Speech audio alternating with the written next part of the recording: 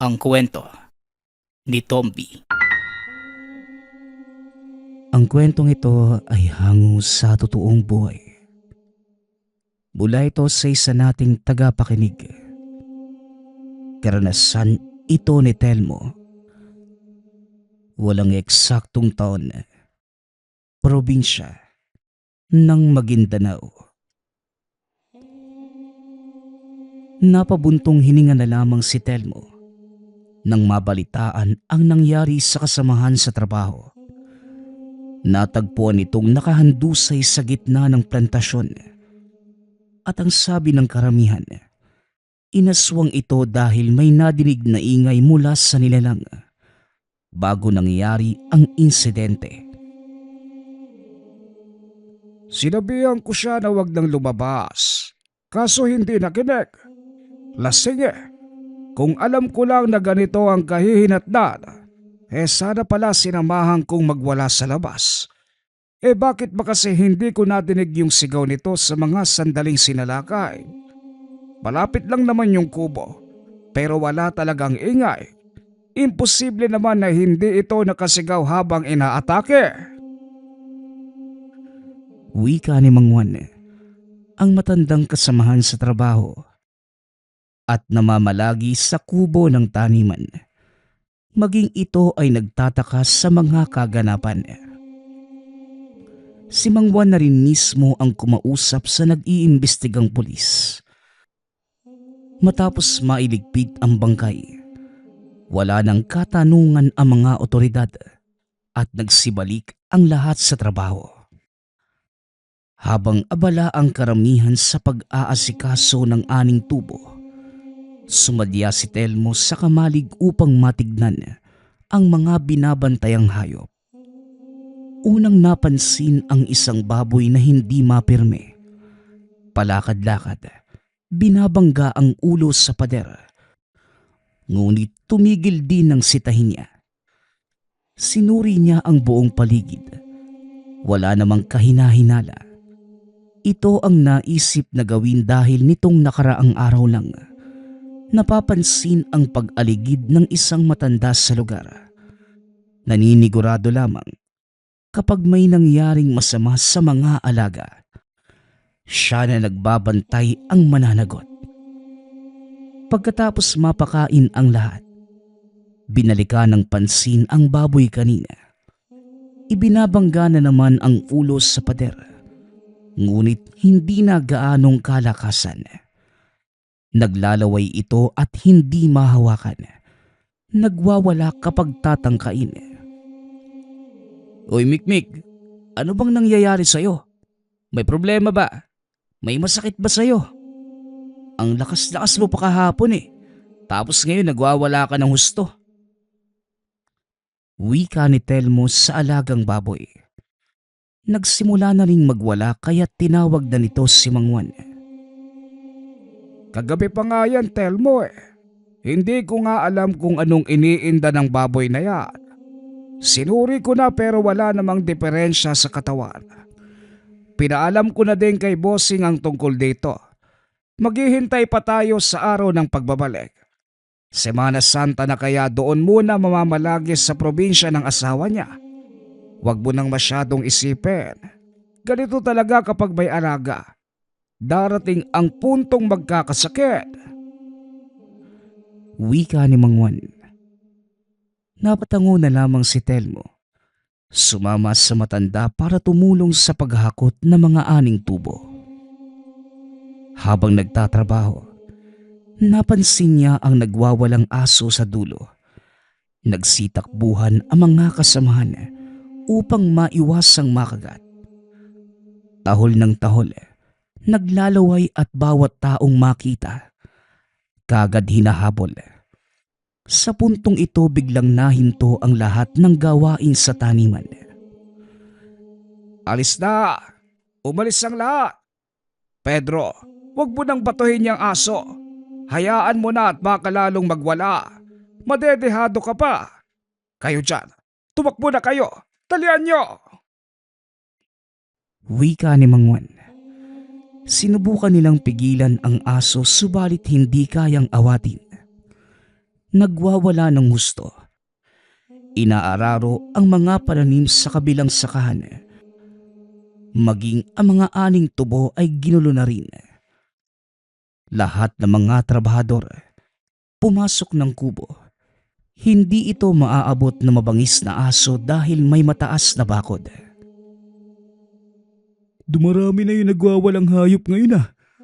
Noong isang linggo, may nakita ako doon sa kabilang sityo. Noong isang araw naman, meron din tapos ngayon. Nagkakatotoo na yata yung nasa Biblia. Yung tagpo kung saan pumasok sa mga baboy yung espiritu ng demonyo. Ganun yata yung nangyayari sa mga hayop dito eh. Wika ni Pedro. Kung sa bagay, sino ba naman ang nakakaalam sa mga kaganapan ng mundo? Walang makakahula sa mga mangyayari. Kaya posible yung sinasabi mo, Pedro. Isa pa, kasagsaga ng Semana Santa. Pinaniniwalaan na patay yung ating Diyos. Ay nako, kinakabahan tuloy ako. May pinapabantayan din mga hayop yung amo natin. Paano kung yung nagwawalang baboy doon, kagaya ng sa aso?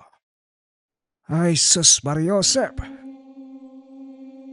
Wika ni Mang Juan. Maging si Telmo na nakikinig ay kinikilabutan ng wala sa oras. Ang ibang trabahador, nagpaalam na uuwi na lamang kesa makipagsapalaran sa aso na naroon pa rin sa taniman. Pinayagan na lamang din ni Mang Juan dahil pati ito ay hindi na nais pang bumalik roon. Mas pipiliin pang mapagalitan ng amo kesa buwis buhay na haharap sa nagwawalang aso. Pagsapit ng hapon, saka lamang sila naglakas loob na sumuri. Patay na yung aso. Nakatihaya na sa gitna ng tubuhan. Sila na din ang naglibing dahil nasa lupain ang pinagtatrabahuhan. O Telmo, mas malalim pa yata sa hukay ang iniisip mo ha. May problema ka ba? O natatakot sa asong ito? Huwag mo nang alalahanin yon. Patay na eh. Wala nang magagawa yan. Wika ni Mang Juan nang mapansin ang pananahimik ni Telmo sa isang tabi. Hindi naman po, Mang Juan. Napapaisip lang kung bakit nagkakaganito yung mga hayop. Parang wala na yatang pinipili eh.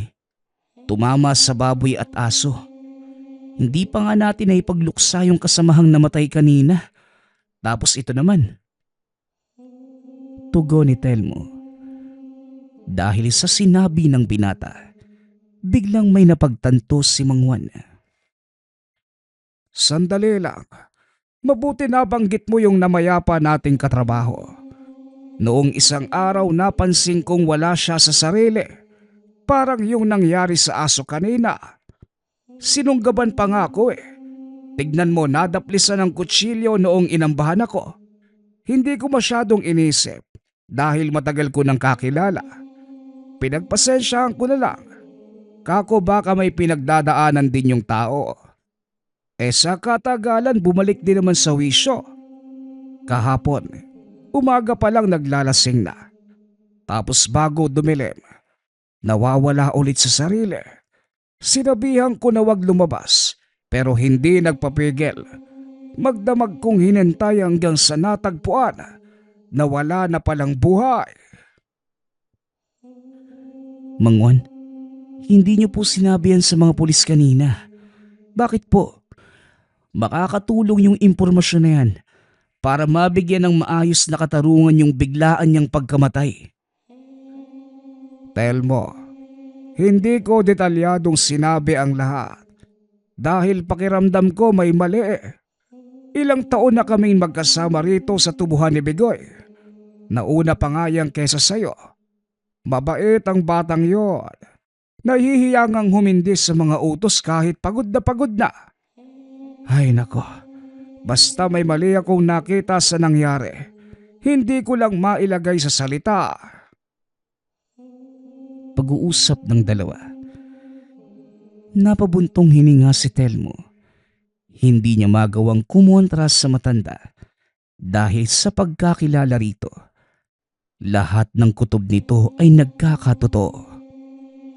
Siya rin naman ay hindi matanggap na basta na lamang namatay ang dating kasamahan. Ang inilagay sa report ng mga pulisya, ayon na rin sa doktor na tumingin sa bangkay, inatake sa puso. Subalit iba ang hinala niya.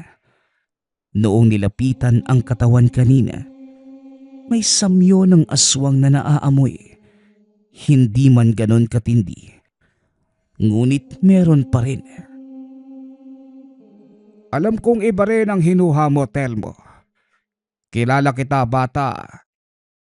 Ang lahi mong pinagmulan ay mula sa Antingero at Albularyo. Naniniwala kong nananalaytay sa mga ugat mo ang galing sa pagkilatis kung ang bangkay pinatay ng ordinaryong tao o ng ibang nilalang. Tama ba ko, iho? Tanong ni Mang Juan. Gulat na napatingin si Telmo sa matanda. Hindi inaasahan na madidinig yon mula rito. Sa katunayan, tama si Mang Juan tungkol sa kanyang pinanggalingang angkan. Ngunit matagal nang pumanaw ang mga ninunong Antingero at Albularyo. Siya na lamang ang naiwan na piniling ilihim ang pagkatao kanino man. Hindi na rin matandaan kung kailan ito aksidenteng nabanggit. Ho, paano niyo po nalaman yung tungkol dito? Nasabi ko po ba sa inyo? Tugon ni Telmo. Noong una, hindi ako sigurado. Napansin ko na kamukha mo yung yumaong si Mangkulas. Hindi ko na pinuna dahil baka nagkataon lang at wala kang kinalaman sa matandang Antingero. Nang tumagal ka, nakita ko yung tangan mong medalyon. Ganyan yung tinatangan ng matanda noon na pumuksa sa marami-raming aswang na dumarayo sa iba't ibang bahagi ng Mindanao. Hindi ako pwedeng magkamali. Hindi mo rin naman itinanggi, kaya tama ba ako? Muling tanong na matanda. Hindi nakasagot si Telmo. Habang si Mang Juan naman, humarap sa kakarating na mga pulis upang magsagawa ng karagdagang katanungan tungkol sa pagkamatay ng kasamahan noong nakaraang araw. Pagkarating ng tahanan, habang nagpapahinga sa bakuran, napansin ni Telmo ang takbuhan ng mga dumaraan. Dali-daling napatayo upang maiwasang mabangga ng mga kalalakihan na kung saan-saan na lamang tumatakbo. Nahawakan niya ang isa at saka pinasok sa tahanan para makausap. Kuya naman, kumakahili. Nako, ayan na yung asong baliw oh. Wika ng binata. Ito na rin mismo ang nagsara ng pinto.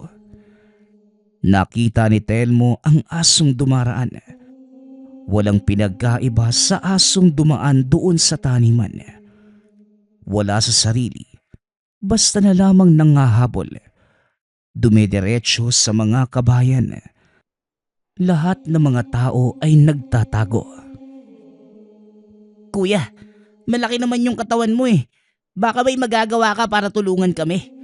Uuwi pa kasi kami ng mga barkada ko sa kabilang bayan. Dumaan lang kami rito.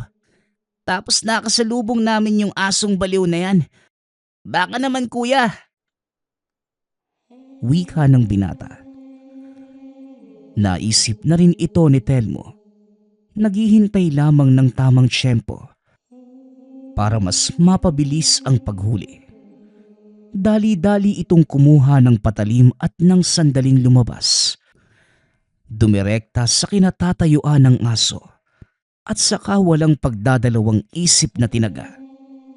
Paulit-ulit hanggang sa tuluyang humandusay. Lumapit din ang isang kapitbahay. Hinampas ang ulo gamit ang dalang kahoy. Arebala, saan ba galing yung mga asong ito? Dumarami na ang nababaliw ng mga hayop ngayon. Ganito na ba kasama ang paligid? para pati hayop mawala sa wisyo. Diyos mio! Wika ni Mang Tony.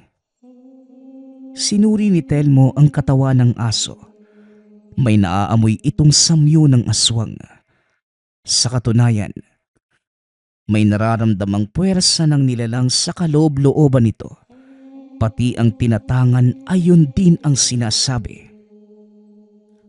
Telmo, kami na ang bahalang lumigpit sa asong ito. Salamat kung hindi dahil sa lakas ng loob mo. Mukhang hanggang ngayong ginugulo pa rin tayo ng hayop na ito. Magpahinga ka na at may trabaho ka pa bukas. Wika ni Mang Tony. Napatango na lamang si Telmo.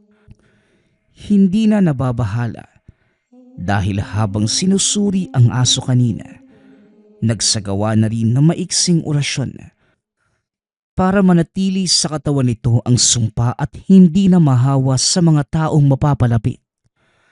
Sinabihan na lamang niya si Mang Tony na siguraduhing malalim ang hukay. Napabuntong hininga si Telmo. Napapaisip sa kung paanong paraan nagkaganon ang mga aso at iba pang mga hayop.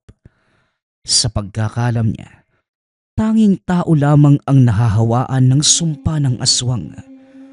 Ngunit sa mga nangyayari, may kapit ng sumpa ang mga hayop na ito. Ang mga ninuno ay wala ding nabanggit tungkol sa ganon.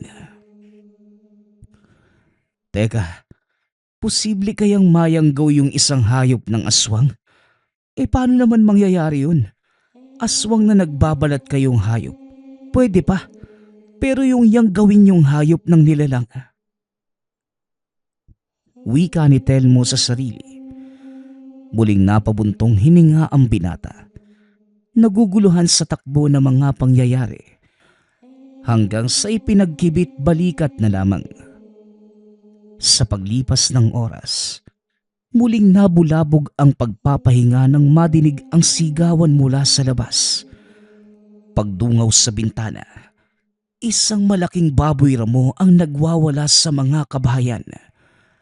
Naroon si Mang Tony, maging ang iba pang kalalakihan na sinisikap pigilan ang nilalang. Ngunit dahil sa laki at lakas, hindi nila magawang pigilan. Nangangamba din para sa sariling kaligtasan. Ilang sandali pa ang lumipas. May iilan na sa kanila ang tumilapon. Matapos banggain, may isa pang napahiyaw na lamang ng kagatin ng nilalang. Dito na kumilos si Telmo. Habang papalapit ang binata, palihim na nagsasambit ng orasyon. Nakita niya kung paano unti-unting nanghina ang baboy ramo. Hindi rin nagtagal. Umandusay sa lupa at nangisay. Dito na rin nagsilapit ang mga kalalakihan para pagtulungang hambalusin. Parang hindi na maganda ang nangyayari. Sunod-sunod na. Una ang aso. Pangalawa itong baboy ramo. Baka mamaya meron na namang susugod ditong baliw na hayop. Jesus Mariosep, paano na tayo makakatulog kung magiging ganito ang kalagayan ng lugar natin? Wika ni Mang Tony. Hindi na talaga maganda. Nangangamba na nga ako para sa maliit kong anak eh.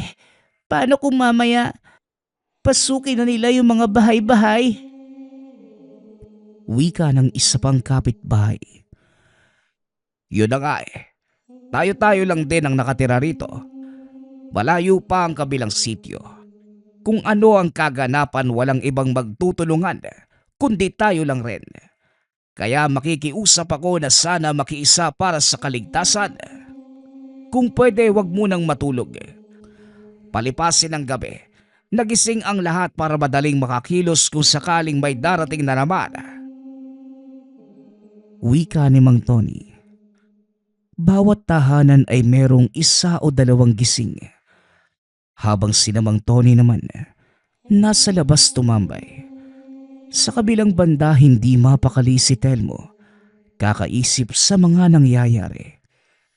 Hanggang sa sumapit na lamang ang umaga, walang nakuhang sagot sa mga katanungan sa isipan.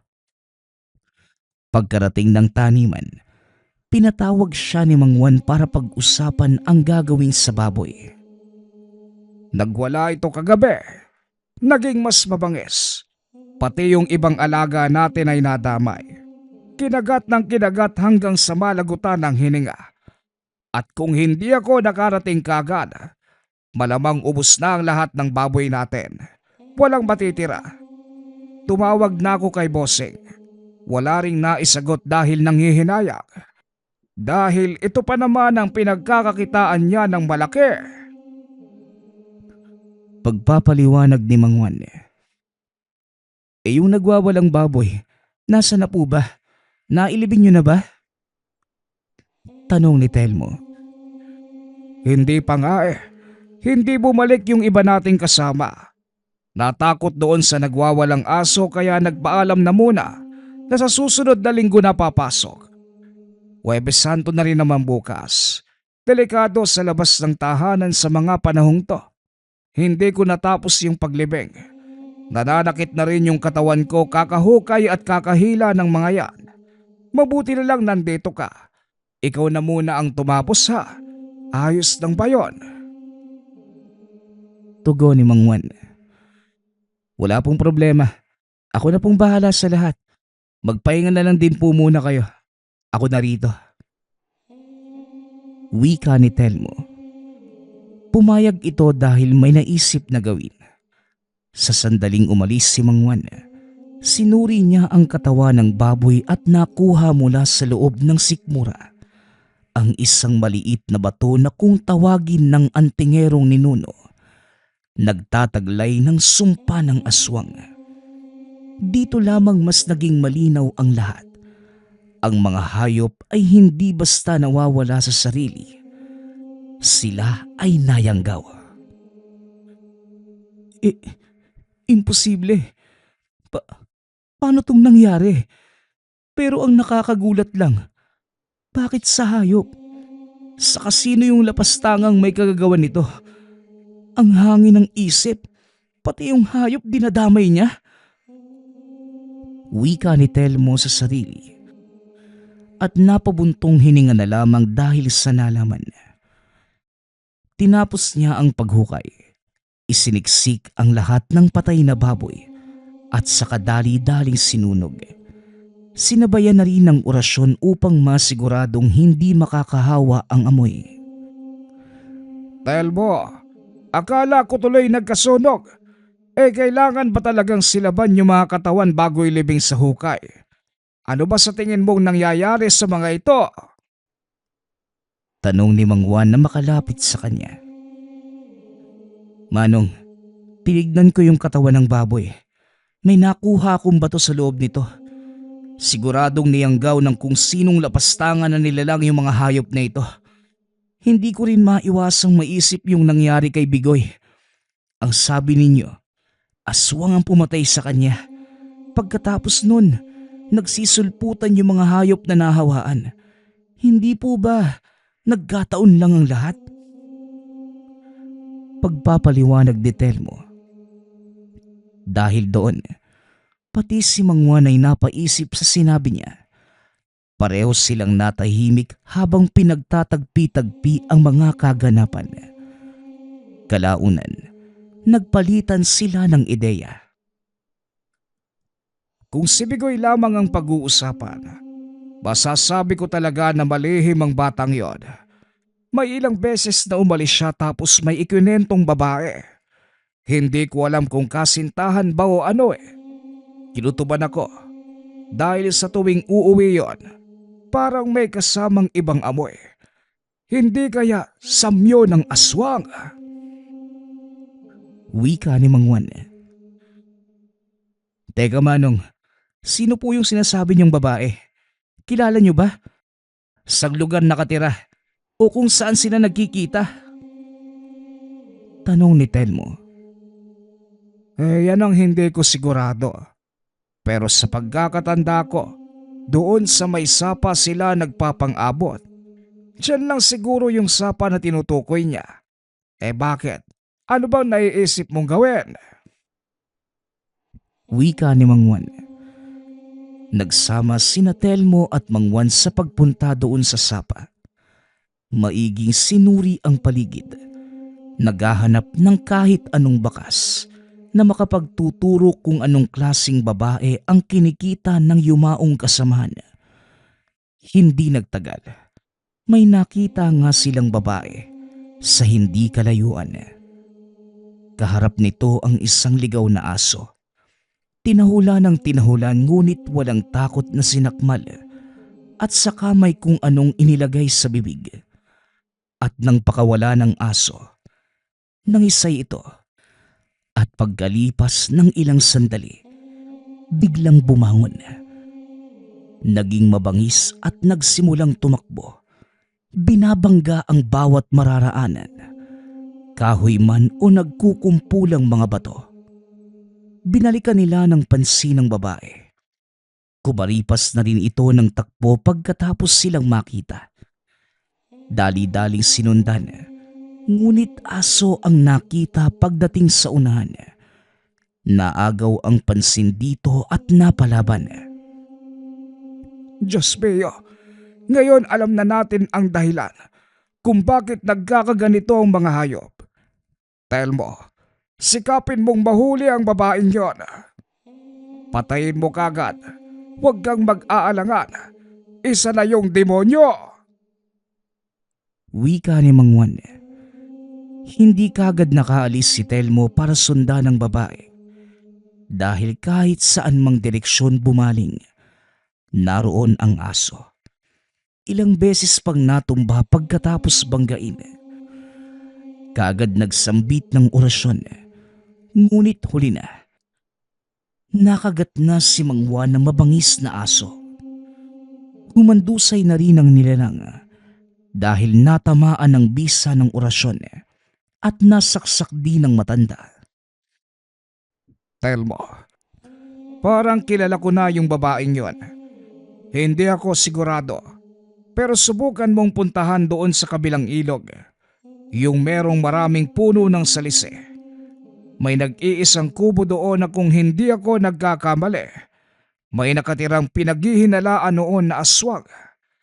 Matagal nang walang tao ang tahanang yon. Pero nitong nakaraan, nang magawi ako parang meron na uli. Subukan mo lang, Telmo. Malay natin. Mungkahi ni Mang Juan. Napatango na lamang si Telmo. Tinandaan ang sinabi ng matanda. Ngunit hindi mo na ginawa. Inuna ang panggagamot sa sugatan nitong braso. Masyadong malalim ang sugat. Nangihina at namumutla na ang matanda. Telmo, unahin mo na yung babae. Kaya ko na yung sarili ko. Kung hindi ka pa kikilos, malamang may gagawin na namang kasamaan ang demonyong yon. Pamimilit ni Mang Juan. Huwag na po muna kayo magsalita, Manong. Pupuntahan ko din yung babaeng yon. Tatapusin ko lang po yung paggagamot sa inyo. Kailangan tong maagapan. Malalim yung sugat eh. Tugon ni Telmo. Makalipas ang ilang sandali, natapos din ang panggagamot. Hinintay muna ng binata na umayos ang pakiramdam na matanda bago tuluyang iniwan. Pagsapit ng gabi, inihanda na ni Telmo ang sarili para sa gagawing pagtugis.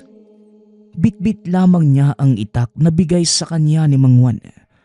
Tiwala sa sarili at ang tangan. Bukod sa mga ito, wala nang ibang kargada. Pinuntahan niya ang sinasabing ilog.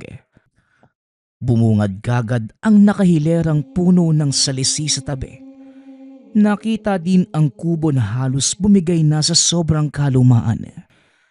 Ilang sandali pa lamang siya naroon. Ngunit naaamoy na ang samyo ng aswang. Malakas din ang presensya nito na hindi mapakali ang tanga na medalyon. Napansin ni Telmo ang paglabas ng isang babae. Madilim man sa lugar, Ngunit alam niyang ito yung nakita nila kanina. Sinuri nito ang buong paligid para bang napansin ang kanyang pagdating. At ngayoy hinahanap ang pagtataguan. Hindi nagtagal. Nag-anyong aswang yung babae. Pagapang-gapang na sinusuot ang buong kakahuyan. Nag-usal ng dasal si Telmo upang maiwasang makita siya nito kagad. Pinagmasdan niya ang bawat galaw ng nilalang. Nang nasa malapitan na ito, hindi muna sinunggaban. Nakiramdam muna ang binata at nang hindi na siya mahagilap, bumalik ang aswang sa kubo. Habang gumagapang biglang nag-anyong tao at palinga-linga sa buong paligid. Samantala, dahan-dahan ang kumilos si Telmo. Lumapit sa kubo ngunit bago pa makapasok, sinunggabang kagad ng aswang sa pintuan pa lang. Ganap na ang anyo nito nang magkaharap sila. Sinugod ng kalmot ngunit madaling naiwasan ng binata. Demonyo ka, pati mga hayop na walang kaide-ideya. Sinamantala mo, kinawawa nyo na nga kaming mga tao sa pamamagitan ng walang tigil na pambibiktima.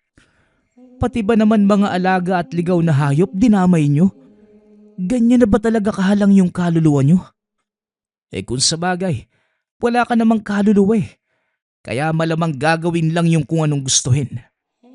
Pwes, bigyan natin ng dahilan para matigil na itong kahibangan mo. Lumapit ka at papatayin kita. Wika ni Telmo. Nakatikom ang mga kamay nito sa galit. Sumugod ang aswang. Sinalubong naman ng binata ang bawat pag-atake nito. Maliksikong kumilos, malakas. Nahihirapan pa itong tapatan sa mga unang minuto. Ngunit nagawa ng paraan pagkatapos mag-orasyon. Tuluyang nanghina ang nilalang nang matamaan ng dasal. Hindi rin makapaniwala si Telmo sa binigay na itak ni Mang Juan. Isang taga lamang ay tuluyang humandusay ang aswang. Para makasigurado, pinugutan pa niya ito ng ulo. Sinamantala ang pagkakataong masilip ang kubo. Doble ingat din dahil marupok na ang mga kahoy. Wala nang ibang nasa loob kung hindi mga bote ng langis. May iilang lamang loob sa gilid na nangangamoy at nilalangaw. Hinila ni Telmo ang katawan ng aswang papunta sa loob at pati ang buong bahay ay sinilaban. Pinanonood niya na unti-unting narurupok ang katawan at kubo sa hindi kalayuan. Sinigurado naman na hindi maaabot ng apoy ang mga halaman sa paligid. Pagkatapos, umuwi na para malaman ang kalagayan ni Mang Juan. Sa puntong ito, maayos na ang karamdaman ng matanda, ngunit namumutla pa rin. Isinilaysay ng binata ang mga nangyari sa babaeng aswang. Tuwang-tuwa naman ang matanda nang malamang matagumpay na napuksa ito. Sigurado namang hindi na masusunda ng insidente ito. Parang nag-e-eksperimento sa mga hayop ang isang yon. Dinamay sa kalokohan ang mga aso, baboy at kung ano-ano pa. Mabuti na lang at napatay mo. At sana lang din, siya yung babaeng ikwinento ni Bigoy at siyang may kasalanan sa pagkamatay nito. Nang sa gayon, naibigay natin ang hustisyang nararapat para sa kanya. Sumalangit nawa ang kaluluwa ng batang yon. Telmo, maraming salamat. Lahat ng ito ay dahil sa iyo. Wika ni Mang Juan. Ginawa ko lang naman po yung nararapat, Manong. Sana nga talaga. Tama yung pagkakaintindi natin sa sitwasyon. Tignan na lang natin kung ano yung mangyayari sa susunod na araw. Kasi kung nagkamali tayo ng pinuksang aswang, hahanapin natin ulit yung tunay na may kasalanan. Tugon ni Telmo. Tama ka dyan, iho. Pero sana siya na nga para makapagpahinga naman tayo. Masyado ng maraming nangyayari. Muling wika ng matanda. Matapos ang pag-uusap, sa kubo na rin natulog si Telmo upang mabantayan ang kalagayan ni Mang Juan. Hindi pa ito lubusang magaling. Sa paglipas naman ng mga araw, wala nang naliligaw na mga hayop. Naging payapa na rin ang paligid. Dumaan ng Semana Santa na hindi nasundan ng anumang kababalaghan ang mga naunang kaganapan. Hindi naman maiwasan ni Telmo at Mang Juan na maisip na naging matagumpay ang paghuli nila sa aswang na siyang may kasalanan sa lahat. At dahil doon, dito pa lamang naging panatag ang kanilang kalooban. Ang susunod nating kwento ay mula sa isa nating tagapakinig. Karanasan ito ni Ali. Walang eksaktong taon. Probinsya ng Capiz. Si Ali, nag-iisang anak ni Tina at Dante. Ngunit dahil batid ng pamilya na hindi ligtas sa lugar, halos lahat ay nagsialis na dahil sa nagaganap na pagkawala ng mga tao doon. Sa labis na pag-aalala ng mga ito, pinatira nila ang anak sa tiyahin ng ina na si Tia Mira. Nakapag-asawa ito ng taga Maynila kaya doon na rin siya nanirahan. Ngunit dahil hindi maiwan ni Nanay Tina ang lupaing minanapas sa mga magulang, minabuti niyang wag ng kalakihan ng anak ang lugar. Mas mapapanatag pa ito kung ilalayo doon ang anak. Buo na ba ang pasya mo, Tina? Sumama na lang kaya kayo. Ibenta nyo na ang lupain. Alam mo naman na ni isa sa mga kamag-anak natin wala na dito sa lugar. Wika ni Tia Mira. Magiging maayos kami dito, Tia. Si Ali ang inaalala namin. Magiging masikip ang mundo para sa kanya kung mananatili siya rito. Kaya pakiusap, kayo na ang bahala kay Ali. Huwag kayong mag-alala. Magpapadala po ko ng sustento para sa kanya. Tugon ni Nanay Tina. Tina, hindi usapin ang pera sa mga oras na ito. Aba, ikaw na lang ang natitirang pamilya ko. Hindi naman pwede na pati ikaw mawala pa. Muling wika ng tiyahin, sabay yakap sa pamangkin na wala nang nagawa, kundi respetuhin ang pasya. Ayaw din ito na maiwan ang mga alaala ng yumaong magulang. Hanggang sa lumipas ang ilang taon, naging maayos naman ang kalagayan ni Ali. Malayo man sa magulang, napunan naman ni Tia Mira ang pagmamahal bilang isang tunay na magulang. Samantalang ang ama at ina naman, yumabong ang negosyo. Sa kabila ng kaganapan sa lugar, pinili nilang maging positibo at gawa ng pagawaan ng asin ang buong lugar. Dilibot nila sa kabuuang lupain ang mga kwadradong pinatutuyuan ng asin. Sa mahigit 20 taong pagkawalay sa mga magulang, nagpasya ang dalagang umuwi. Ang masaklap dahil ito sa hindi inaasahang pagbubuntis at iniwan siya ng karelasyon. Iniisip ni Ali na ito na ang tamang panahon para makita ang mga taong pinananabikang makasama. Hindi naman na ito pinigilan pa ni Tia Mira na bumalik sa pinagmulan dahil sa sitwasyon at kahilingan na kailangan niya ang pag-unawa at kalinga ng ina. Tanghaling tapat nang dumaong ang roro na sinasakyan. Ilang sandali na lamang ang biyahe. Makikita na niya ang pamilyang matagal nang hindi nasisilayan. Manong, alam niyo po ba yung lugar na ito? Tanong ni Ali. Sabay abot sa nagmamaneho ng isang maliit na papel na may nakasulat na address.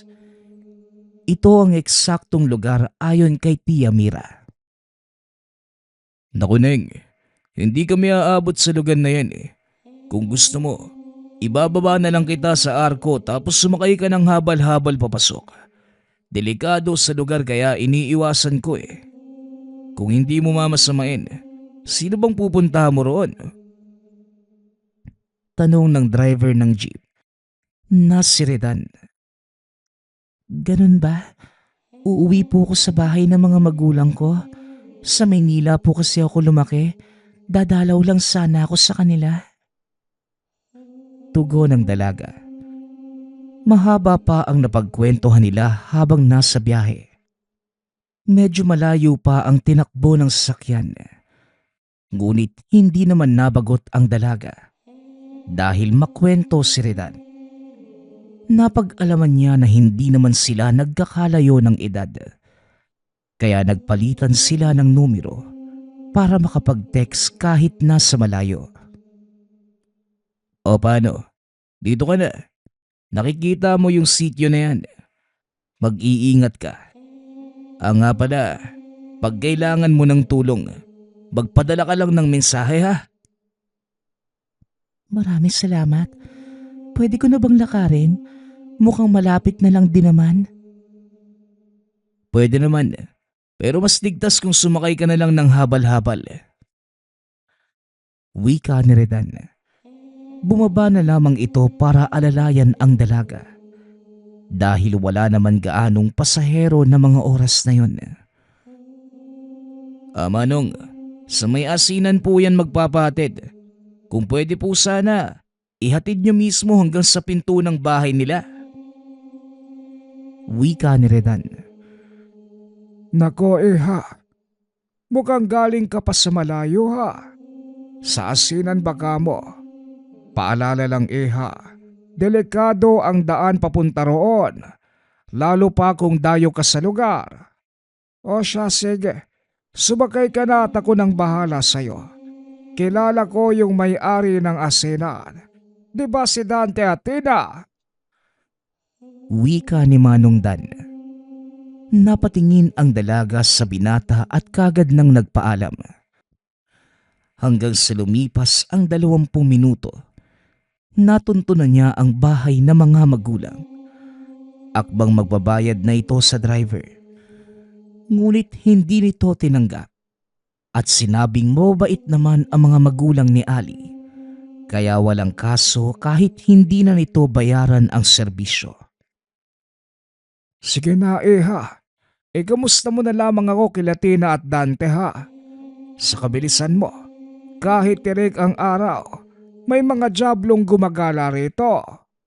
O siya sige na at mag-iingat ka. Paalala ni Manong Dan. Habang papasok sa lugar, hindi niya maiwasang mamanghas sa mga asing namumuo sa bawat daang binabagtas. May ilang diba pa ang layo ng masipat niya. Ang dalawang may edad na nakatambay sa beranda ng bahay. Tumayo ang mga ito nang makita siya at mga mabigat na dala ng dalaga. Anak, Ali, Dante, ang anak natin! Pasigaw na wika ni Nanay Tina. Tumakbo ang mga ito para salubungin ang anak.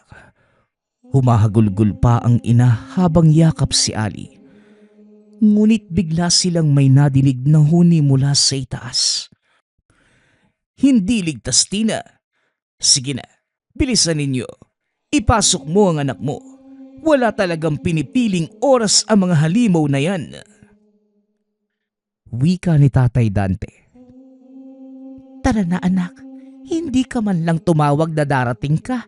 Hindi man lang tuloy kami nakapaghanda ng tatay mo, ni hindi ka man lang namin nasundo. Wika ni Nanay Tina. Ayos lang po. Pagpasensyahan niyo na po kung hindi man lang ako nag-abiso. Biglaan lang din po kasi, Nay. Tugon ni Ali. Nagpatuloy ang kanilang usapan sa loob ng tahanan. Sinarado lahat ng pinto at maging mga bintana. Tila nararamdaman nila ang banta sa paligid. Sa pagpapatuloy ng kwento, wala namang sama ng loob ang dalaga sa mga magulang. At sinabing sinikap naman ng mga ito na gampanan ang kung anong obligasyon para sa dalaga. Naikwento naman na lahat sa akin ni Lola Mira. Wala na po kayong dapat ipag-alala. Nauunawaan ko po. Pero gusto ko lang pong makasama kayo. Wika ni Ali. Anak, maiba nga ako.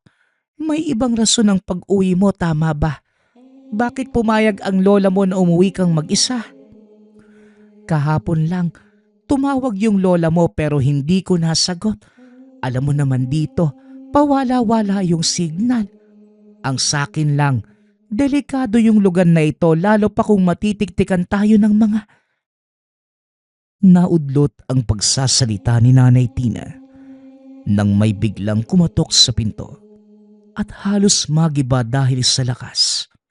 Kinuha ng ama ang bolo na nasa gilid lamang ng kinaroroonan. Sino yan? Pag hindi ka sumagot, mamamatay ka. Wika ni Tatay Dante.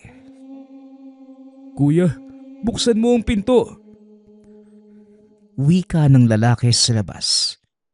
Pinagbuksan niya ito at biglang nagulat dahil sa itsura ng kapatid. Hapong-hapon at tila hinahabol ng kung anong halimaw. Habol hininga nitong sinabi na merong malaking problema. Napaitnag si Tatay Dante dahil sa amoy ng kapatid na mukhang hindi naligo ng ilang taon. Delikado. May bisita kayo. Kuya, naaamoy kong may buntis sa bahay na ito. Pinadala ako ni Medring papunta rito.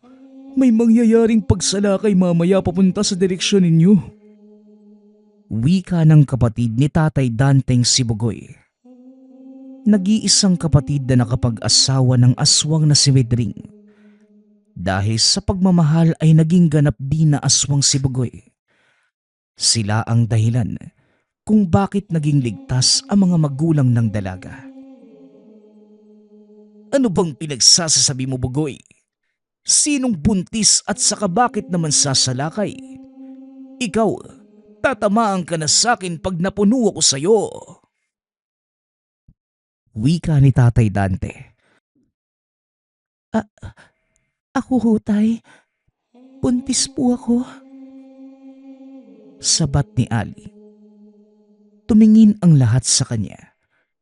Hindi pa naman masyadong kalakihan ang tiyan ng dalaga at hindi pa ito mahahalata na mga ordinaryong tao. Mahabaging langit, anak. Sino ang ama? Bakit? Paano ka nabuntis? Diyos ko, napakadelikado ng ginawa mo. Wika ni Nanay Tina. Tina, ito. Lana pang proteksyon para hindi maamoy ng mga nilalang yung dinadala mo. Mamayang gabi, ipahid mo ito sa tiyan niya. Nag-aalala ako, pero kailangan nyo ng proteksyon. Kakausapin ko din si Medring at babantayan namin kayo. Alanganin na kung uuwi pa si Ali ng Maynila ipagpabukas nyo na lang. Wika ni Bugoy. Maraming salamat. Naabala patuloy kayo. Kuya, lahat ng pwedeng maisara, lagyan mo ng mga pangontra. Huwag na kayong lalabas ha. Babalik ako mamaya. Tsaka kuya, unang apo sa angka natin ang dinadala ni Ali. Wika ni Bugoy. Bago umalis, tinignan niya sa muka ang dalaga at tila may inuusal. Itinaas ang kamay at may kung anong ginuhit malapit sa tiyan ng ginawa. Napapitlag ang dalaga dahil naramdaman niya ang paggalaw ng anak. Lalaki, naaamoy ko magandang pangitain sa isisilang mo, Ali. Kaya marami ang maghahangad na mapatayan. Magdadala siya ng malaking banta para sa lahing sumukob sa lugar natin sa mahabang panahon. Wika ni Bugoy. Umalis na ito nang hindi lumilingon.